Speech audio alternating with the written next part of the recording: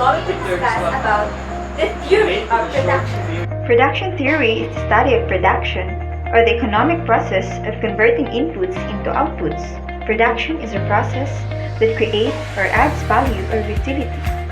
It is a process in which the inputs are converted into outputs. Now we will move to production function. What is production function? Production function means the functional relationship between inputs and outputs in the process of production. It is a technical relation which connects factors, inputs, used in the production function, and the level of outputs. Now someday, you might be in a business and it's so important to understand the cost of production. So now, it's time to be excited about cost. So there are many factors of production: land, labor, capital, and organization. So let's go to the different types of cost. Every company has two types of cost: the fixed cost and the variable cost. Fixed cost is the cost that don't change with the amount of units produced. Like if you're a pizza company, the oven. It doesn't matter how many pizza you produce, you still have to pay for the oven. Another example is the manager's salary. Whether you produce one pizza or more, you still have to pay the manager's salary. Then variable cost, or the cost that do not change with the amount produced. Now, variable cost. Variable cost is the cost that don't change with the amount of units produced. It's like raw materials, labor, electricity are all examples of variable resources, and that's variable cost. Then total cost would be fixed cost plus variable cost. And there's marginal cost.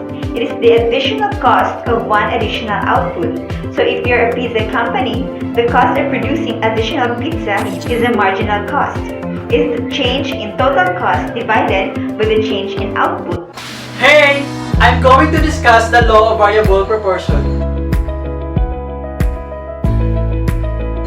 Do you know that the law of variable proportion has three different phases? These are the returns to a factor, returns to a scale, and isoquants. Do you know what return to a factor is? Here it goes. Returns to a factor relate to the short period production function when one factor is varied, keeping the other factor fixed in order to have more output. The marginal returns or marginal product of the variable factor diminishes. Increasing returns to a factor refers to the situation in which total output tends to increase at an increasing rate when more of variable factor is mixed with a fixed factor of production. In such a case, marginal product of the variable factor must be increasing. Inversely, marginal price of production must be diminishing. The table on the slide makes it clear that as the manufacturer goes on enlarging his business by investing successive amounts of 1,000 rupees each, the total output goes on increasing in column 2. The cost of production per pen goes on falling on column 3, and the marginal or additional output of each extra dose of 1,000 rupees goes on increasing in column 4. Application of the variable factor does not result in increasing the marginal product of the factor. Rather, marginal product of the factor tends to stabilize. Accordingly, total output increases only at a constant rate. The following table illustrates the law of constant returns. A manufacturer successively invests doses of 1,000 rupees each in his business, which progresses as follows. When he invests 1,000 rupees, the number of mufflers produced is 100, and when he spends 2,000 rupees, the number of mufflers produced also doubled. The return is therefore proportionate. The cost of production per muffler remains the same, whatever the scale of production.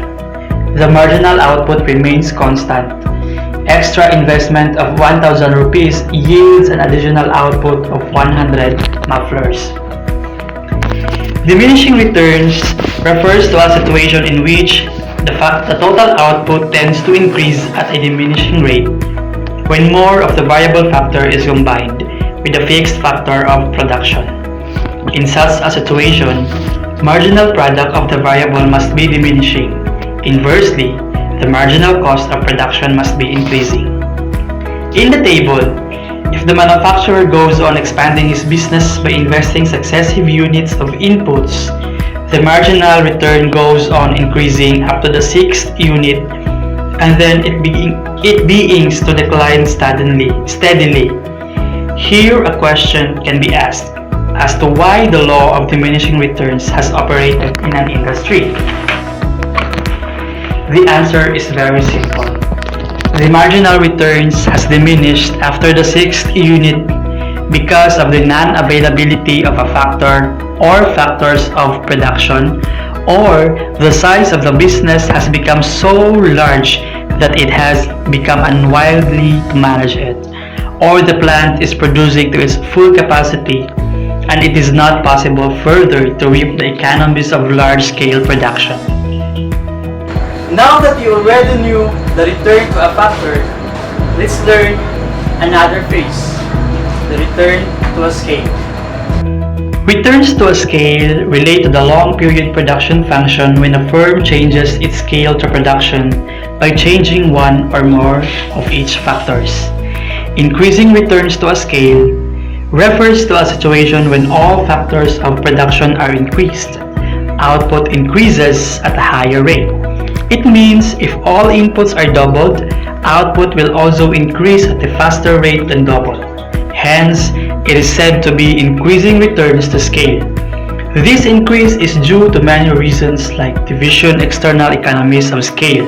Increasing returns to scale can be illustrated with the help of this diagram. In the table, OX axis represents increase in labor and capital, while OY axis shows increase in output.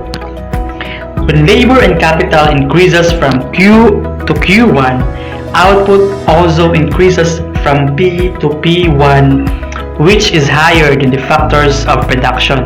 For example, labor and capital. Constant returns to a scale refers to the production in which output increases exactly in the same proportion in which factors of production are increased. In simple terms, if factors of production are doubled, output will also be doubled. In this case, internal and external economies are exactly equal to internal and external diseconomies.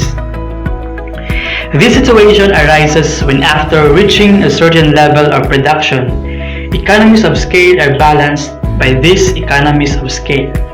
This is known as homogeneous production function. Cobb-Douglas linear homogeneous production function is a good example of this kind, as shown in the diagram 10. In this figure, we see that increase in factors of production, labor and capital are equal to the proportion of output increase. Therefore, the result is constant returns to scale. Diminishing returns to scale refer to the production situation where, if all the factors of production are increased in a given proportion, output increases in a similar or smaller proportion. It means if inputs are doubled, output will be less than doubled. If 20% increase in labor and capital is followed by 10%, then it is an instance of diminishing returns of the scale. The main cause of the operation of diminishing returns to scale is that internal and external economies are less than internal and external diseconomies. It is clear in this table that diminishing returns to scale has been shown. On OX axis, labor and capital are given, while on OY axis, output.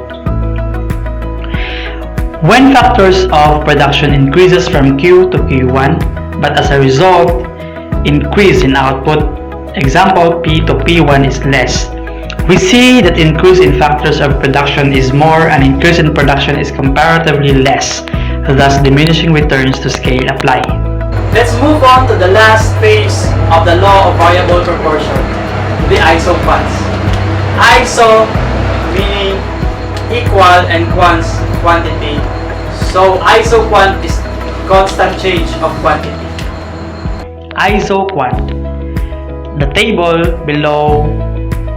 table shown is based on the assumption that only two factors of production, namely labor and capital, are used for producing 100 meters of cloth. Combination A, 5L plus 9K equals 100 meters of cloth. Combination B, 10L plus 6K equals 100 meters of cloth. Combination C, so on and so forth until combination D.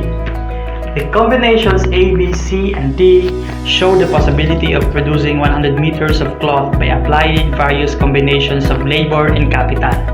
Thus, an isoquant schedule is a schedule of different combinations of factors of production yielding the same quantity of output. An isoproduct curve is the graphic representation of an isoproduct schedule as shown in the presentation.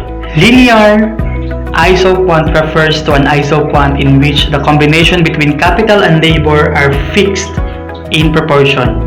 The graphical representation of fixed factor proportion isoquant is L in shape. The L-shaped isoquant represent that there is no substitution between labor and capital, and they are assumed to be complementary goods. It represents that only one combination of labor and capital is possible to produce a product with a fixed proportion of inputs. For increasing the production, an organization needs to increase both inputs proportionately.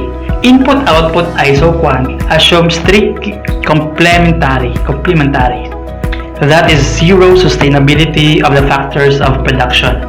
There is only one method of production for any one commodity. The isoquant takes a right angle.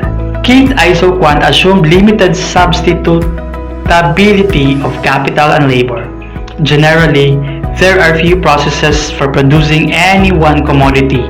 Substitutionally of factors is possible only at the kinks or curves. For example, to produce 100 units of products X, an organization has used 4 different techniques of production with fixed factor proportion. In the table, OA, OB, OC, and OD represents the 4 production techniques. The fixed capital labor ratio for OA technique is 10:2, for OB it is 6:3, for OC 4:6, and for OD is 3:10. Therefore, different production techniques use different fixed combinations of capital and labor. So this slide is a graph of the kinked isoquant.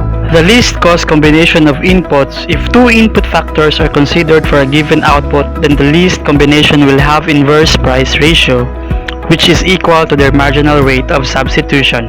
It can be obtained by equating MRS with inverse price ratio. So thank you for watching our video, guys. Hope you learn a lot!